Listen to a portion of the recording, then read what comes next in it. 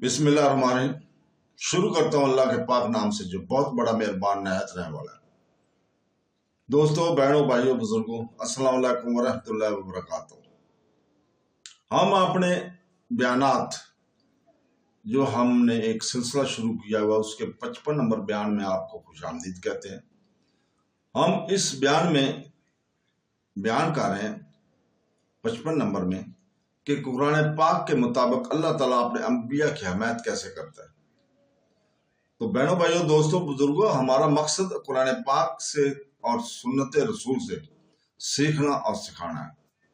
اللہ تعالیٰ کے آخری وحی قرآن نہ صرف انسانیت کے لیے رہنمائی کا باعث ہے بلکہ انبیاء علیہ السلام کی زندگیوں اور جدوجہد پر بھی روشنی ڈالتی ہے۔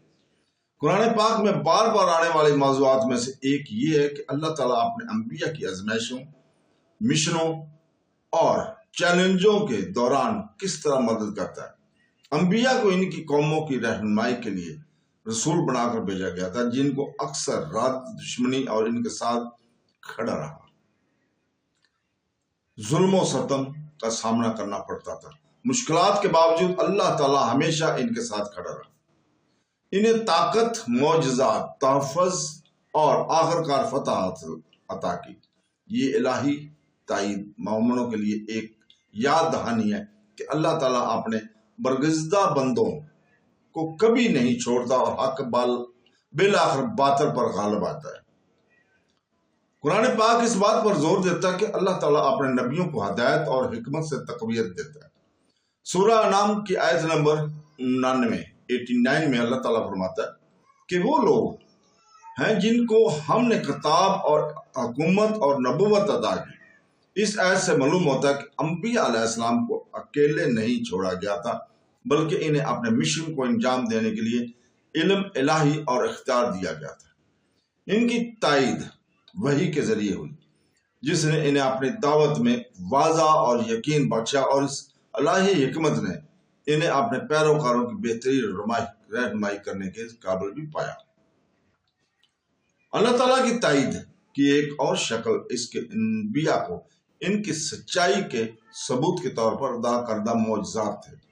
مثال کے طور پر حضرت موسیٰ علیہ السلام کو وہ عصا عطا کیا گیا جو سام میں بدل گیا اور سمندر کو الگ کرنے کی صلاحیت، جیسے کہ سورہ شعراء میں آیت نمبر 63 میں مذکور ہے۔ پھر ہم نے موسیٰ کو وحی بھیجی کہ اپنے عصا سے سمندر کو مارو، اور وہ پھٹ گیا اور ہر حصہ ایک بڑے بلند پہاڑ کی طرح تھا۔ ایسے معجزات انسانی طاقت کے نہیں بلکہ الہی تائید تھے جنہوں نے ان کی نبوت کی تصدیق کی، ان کے مخالفین کو خاموش کر دیا۔ اس طرح حضرت عیسیٰ علیہ السلام نے اللہ تعالیٰ کے حکم سے اندھے اور کوڑی کو شفا دی اور مردوں کو زندہ کیا، جیسا کہ سورہ آل عمران آیت نمبر 49 میں مذکور ہے۔ دشمنوں سے حفاظت اللہ تعالیٰ کی نصرت کی دوسری صورت تھی۔ حضرت محمد صلی اللہ علیہ وسلم کی زندگی بہت سی مثالیں پیش کرتی ہے۔ سورہ المائدہ آیت نمبر 67 میں اللہ تعالیٰ اسے تسلی دیتا ہے اور اللہ تعالیٰ آپ کو لوگوں سے محفوظ رکھے گا۔ ان کے دشمنوں کی طرف سے آپ کو نقصان پہنچانے کی متعدد کوشش کے باوجود نبی کریم صلی اللہ علیہ وسلم ہمیشہ الہی تحفظ میں رہے، یہاں تک کہ آپ نے اپنا مشن مکمل کر لیا۔ اسی طرح جب حضرت ابراہیم علیہ السلام کو ان کی قوم نے آگ میں ڈالا تو اللہ تعالیٰ نے آگ کو اپنی حرارت ختم کرنے کا حکم دیا۔ سورہ انبیاء آیت نمبر 69 میں ہے کہ ہم نے کہا، اے آگ ابراہیم پر ٹھنڈک اور سلامتی بن جا۔ اس واقعہ سے ظاہر ہوتا ہے کہ اللہ تعالیٰ کی نصرت خطرناک ترین حالات کو بھی حفاظت میں بدل دے سکتی ہے۔ اللہ تعالیٰ نے اپنے انبیاء علیہ السلام کو انکار کے وقت بھی صبر اور استقامت عطا کر کے ان کی حمایت کی۔ سورہ انعام کی آیت نمبر 34 میں اللہ تعالیٰ یاد دلاتا ہے، اور یقیناً تم میں سے پہلے رسولوں کو تکذیب کی گئی، لیکن انہوں نے جھٹلانے پر صبر کیا اور انہیں نقصان پہنچایا گیا، یہاں تک کہ ہماری فتح ان کے پاس آ گئی۔ یہ آیت ظاہر کرتی ہے کہ صبر کی نہ صرف حوصلہ افزائی کی گئی بلکہ الہی تائید بھی کی گئی، تقویت بخشی کیونکہ اللہ تعالیٰ کی مدد آخر کار پہنچے گی۔ اللہ کی نصرت ان کے دلوں کو تقویت بخشی اور زبردست مخالفت کے باوجود اپنے مشن کو جاری رکھنے کی ہمت عطا ہوئی۔ دشمنوں پر فتح ایک اور طریقہ ہے کہ اللہ تعالیٰ نے انبیاء کی حمایت کی۔ قرآن پاک بار بار بیان کرتا ہے کہ کس طرح کافروں نے رسولوں کے خلاف سازشیں کی، لیکن اللہ تعالیٰ نے ان کی تدبیریں الٹ دیں۔ سورہ غافر کی آیت نمبر 51 میں اللہ تعالیٰ کا وعدہ ہے کہ ہم اپنے رسولوں اور ایمان والوں کی دنیا کے زندگی اور اس دن مدد کریں گے جب گواہ کھڑے ہوں گے۔ یہ خدائی یقین دہانی ہے، اس بات پر روشنی ڈالتی ہے کہ دشمن چاہے کتنے ہی طاقتور کیوں نہ ہو، انبیاء اور اہل ایمان کو آخرت میں فتح نصیب ہوئی، خواہ اس دنیا میں ہو یا آخرت میں۔ اللہ تعالیٰ کی نصرت صرف جسمانی تحفظ یا معجزات تک محدود نہیں تھی، بلکہ اس میں روحانی سکون بھی شامل تھا۔ سورہ طٰ کی آیت نمبر 46 میں اللہ تعالیٰ نے حضرت موسیٰ علیہ السلام اور حضرت ہارون کو فرعون کے سامنے آنے سے ڈرتے ہوئے تسلی دی کہ ڈرو نہیں، بے شک میں تم دونوں کے ساتھ ہوں، میں سنتا ہوں اور دیکھتا ہوں۔ یہ آیت اللہ تعالیٰ کی حمایت کی قربت کی عکاسی کرتے ہیں، انبیاء کو یاد دلاتی ہے کہ ان کی موجودگی ہر لمحہ ان کے ساتھ تھی، انہیں اعتماد اور باطنی سکون بخشتی ہے۔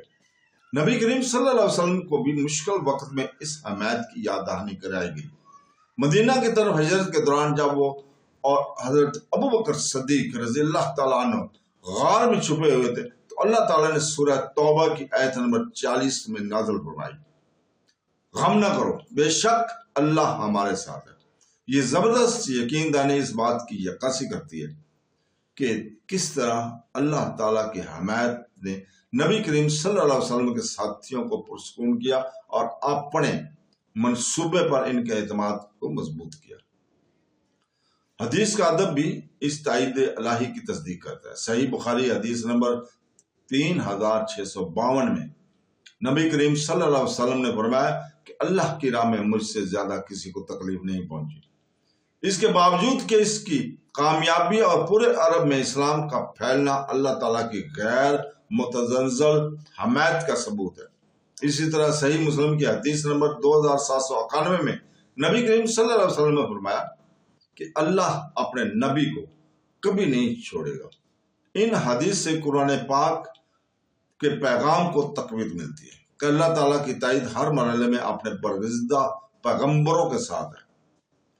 قرآن پاک یہ بھی بتاتا ہے کہ اللہ نے اپنے انبیاء کے کئی طریقوں سے حمایت کی، ان کی حکمت اور وحی عطا کرنے کے ذریعے معجزات جو ان کے سچائی، دشمنوں سے تحفظ اور آزمائش میں صبر اور روحانی تسلی اور باطل پر حتمی فتح کا ثبوت دیتے ہیں۔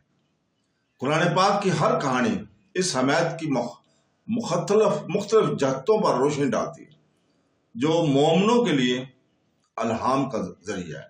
جس طرح اللہ تعالیٰ نے اپنے انبیاء کو کبھی نہیں چھوڑا، اسی طرح وہ سچے پیروکاروں کی حمایت کا وعدہ بھی کرتا ہے۔ الہی امداد کی کہانیاں مسلمانوں کو یاد دلاتی ہیں کہ چیلنجز اور مشکلات صبر کا حصہ ہیں، لیکن صبر، ایمان اور اللہ پر بھروسے کے ساتھ فتح اور کامیابی یقینی ہے۔ تو دوستو، بہنوں، بھائیوں، اس کے ساتھ ہی آج ہم اجازت چاہتے ہیں کل تک کے لیے، اور ہم عاجزانہ اپنی دعا کرتے ہیں کہ اے اللہ تعالیٰ ہمارے دلوں کو پاک کر، ہمارے اعمال کو قبول فرما، ہمارے گناہوں کو معاف فرما اور ہمیں اپنے شکر گزار بندوں میں شامل کر اور ہمیں توفیق دے قرآن پاک اور حضور پاک صلی اللہ علیہ وسلم کی حدیث نبوی پر عمل کرنے کی۔ آمین ثم آمین۔ اللہ حافظ۔